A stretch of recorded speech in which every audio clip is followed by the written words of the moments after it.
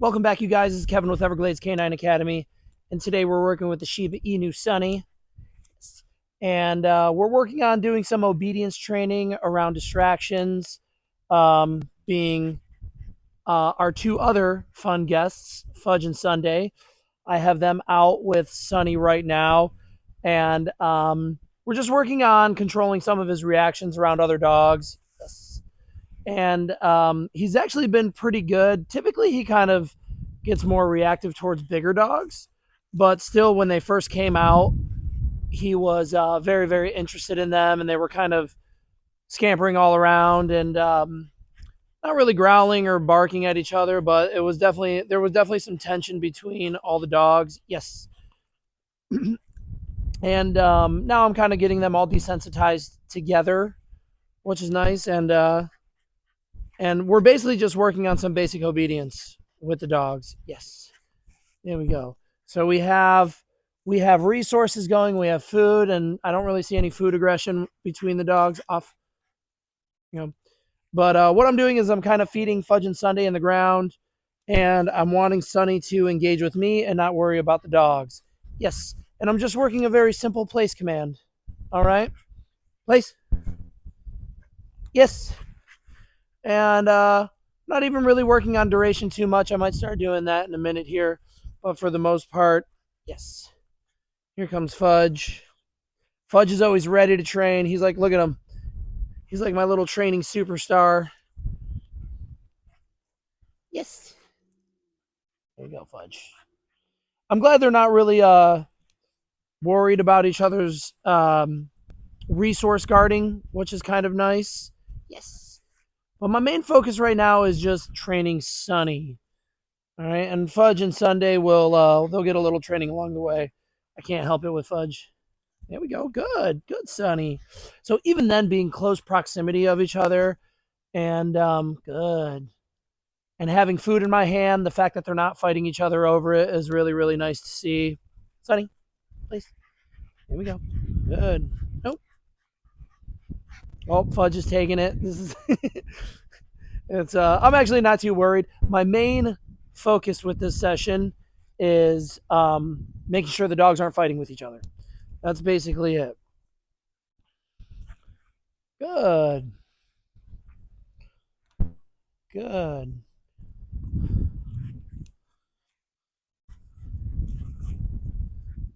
Good. I'll go ahead and sprinkle some food for Fudge and Sunday so I can focus on Sunny a little bit. Sunny, place. Nope.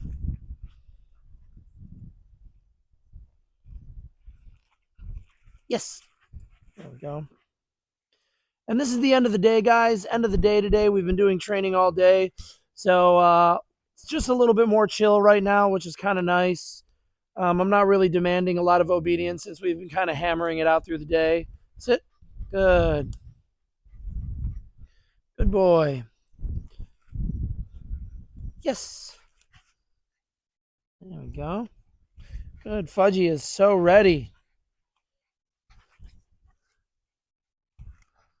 Good.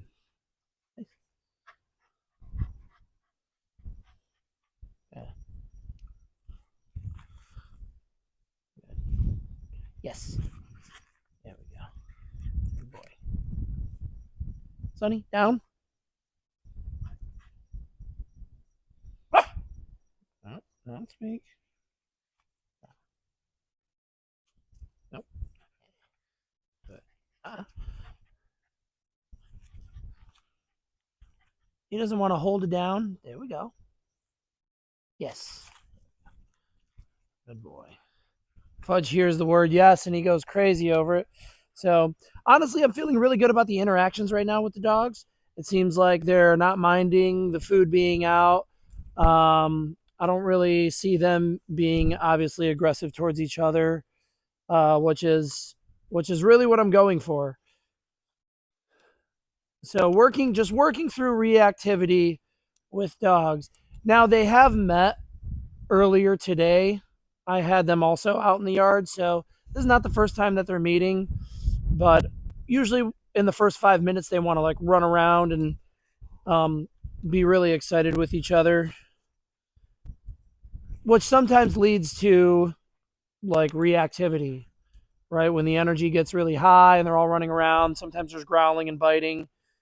Um, I wouldn't really say aggression, I just call it reactivity, right? So,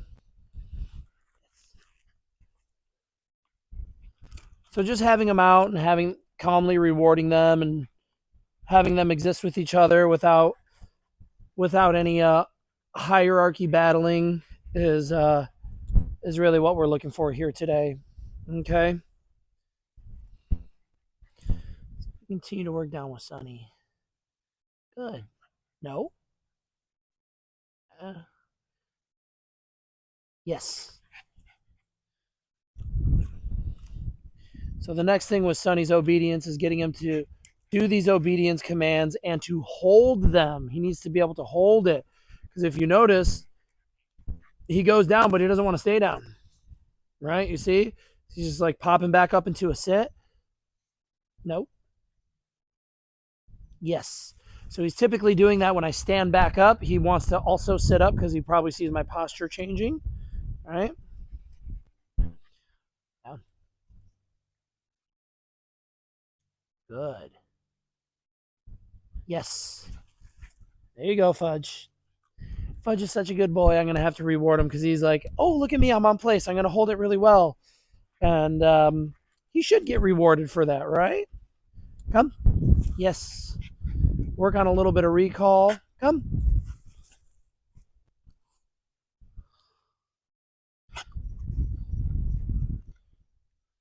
Fudge, leave it. Hey. So right there. So this was a really good example because Sonny started to cough up some kibble back into his mouth, and Fudge was like right in his mouth trying to see if he could snag a piece. And then there was just a little bit of a square off where Sonny looked at Fudge and Fudge looked at Sonny. And that's when I intervened. I saw it happening and I wanted to intervene and I wanted to break them up. Okay. I don't want to allow those behaviors to escalate because that's when you typically start to have like your dog scuffle or a fight. Okay. So, right as I'm seeing them going nose to nose, I'm breaking them up because we have resources involved, which is food. All the dogs are hungry right now. They're looking for food. And you don't want them to end up fighting over the food.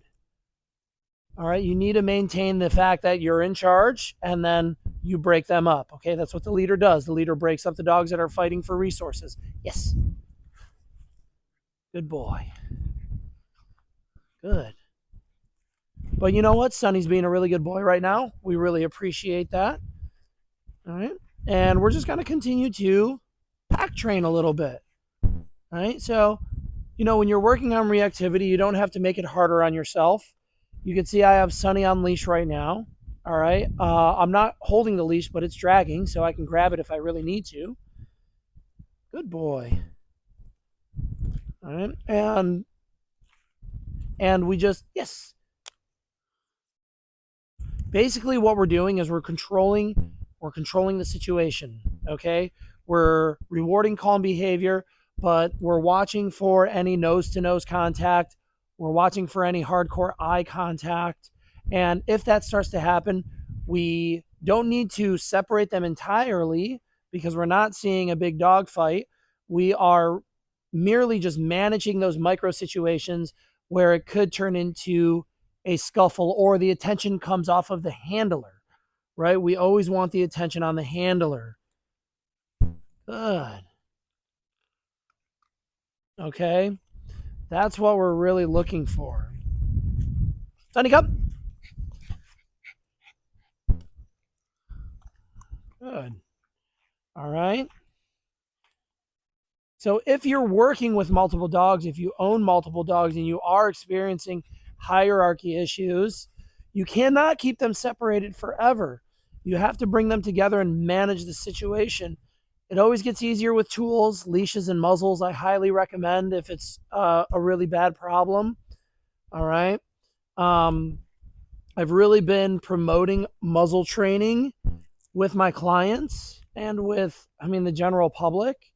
And I want to know out there, like, does everybody think muzzles are a bad thing?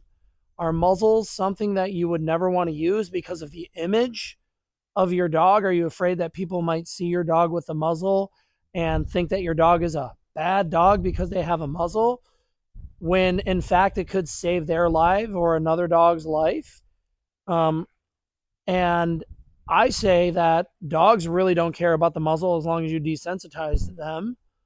Right. So, I mean, I highly promote people to lean into more muzzle training, especially if they have an aggressive dog. Okay. Yes.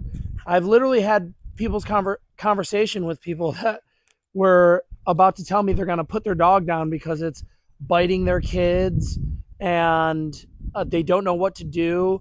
And my first two questions are, do you use a kennel? Do you use a muzzle? And typically, in a lot of situations, people are not using a kennel and they're not using a muzzle. And when I bring that up as an option, a training option, a lot of people are like, baffled, like, what kind of a life would a dog have in a kennel and wearing a muzzle? And what kind of a life? There is no life if you're going to put your dog down, when you could really just save a lot of time by you could save a lot of your family getting bit if you just put a muzzle on the dog during certain hours of the day. But I might do another video on muzzle training, and I don't know. I'm just trying to break the mold of, like, muzzles are not bad. Dogs that have muzzles are not bad dogs. In fact, we should celebrate dogs wearing muzzles. I think it's kind of foolish to be stuck in these situations where, Sonny, Sonny, yes, yes, good. Stuck. I just hate the fact that people are stuck in these situations with reactive dogs, but they refuse to use equipment to make it better. I mean, it's an easy fix. It's an easy fix if you ask me. So, if you agree, let me know. If you disagree, I kind of want to know why. Why do you think muzzles are bad? Um, I'm almost certain that most professional trainers would agree with me that, like, oh yeah, like, we love muzzles, especially for families that have reactive dogs and children. Like, dogs and children don't mix that well. So if you do have a dog that's like biting your kids or has bitten your kids, start muzzle training it. It's as simple as that. That will save you a huge headache. It still won't modify their behavior to get them more desensitized around your kids, but it will obviously reduce 99% of damage, guaranteed. All right. So with that said, I'm going to go ahead and end the video there. We've had a nice pack training session with Sonny, who's doing amazingly well. Good boy. All right. And tune in for the next video. I'll be putting content out like this as much as I can with all the dogs that I train. If you have any questions, just leave a comment. Let me know. I want to remind you that if you are struggling with your dog and you are trying to solve their reactivity, anxiety, whatever issues you think your dog has, I want to tell you that you're doing a good job. Even if you're not getting professional help and you're looking up information and trying to find research and taking your dog out and you're trying to be confident in your decisions, I want to let you know that you're doing a good job, because it can be very complicated working with dogs, but they learn by association, and really dogs can overcome so many things. So keep up the good work, and we'll see you on the next video. Thanks for tuning in. Yes.